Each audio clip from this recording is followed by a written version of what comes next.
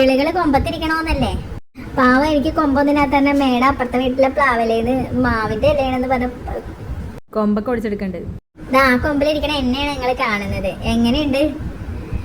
വായുവിലാണ് ഇരിക്കണെങ്കിലും എനിക്കിപ്പോ ഇത് നല്ല സുഖമുള്ള ഏർപ്പാടാണ്. അല്ലെങ്കിലും വേറെ ഏതെങ്കിലും ലവ് ബേർഡിന് ഇങ്ങനെ പ്ലാവിന്റെ കൊമ്പയിലൊക്കെ ഇരിക്കാനുള്ള ഭാഗ്യം ഉണ്ടാവോ ഫ്രണ്ട്സ്?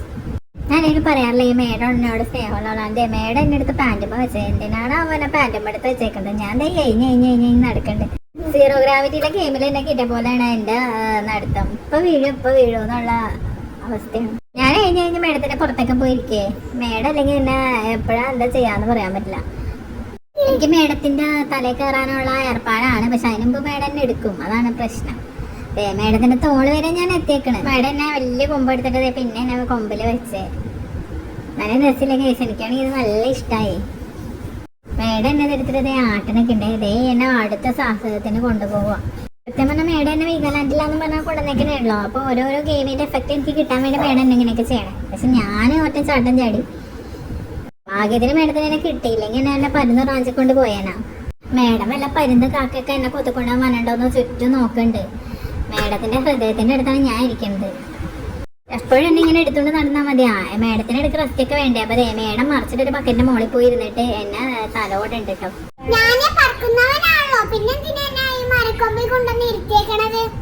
ജിമ്മിൽ പോയി കഴിഞ്ഞാൽ കിട്ടാത്ത എക്സസൈസ് ആണ് ഇവിടെ നിന്ന് കിട്ടണത്.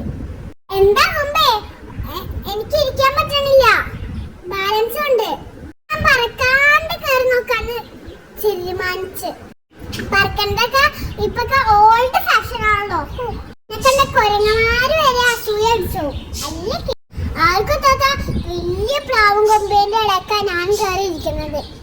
ഓ കൊമ്പായി കയറിയാൽ എനിക്കൊരു കൊമ്പയുടെ സിഇഒ ആയിക്കൂടെ? എന്താ ഫ്രണ്ട്സ് നിങ്ങളുടെ അഭിപ്രായം?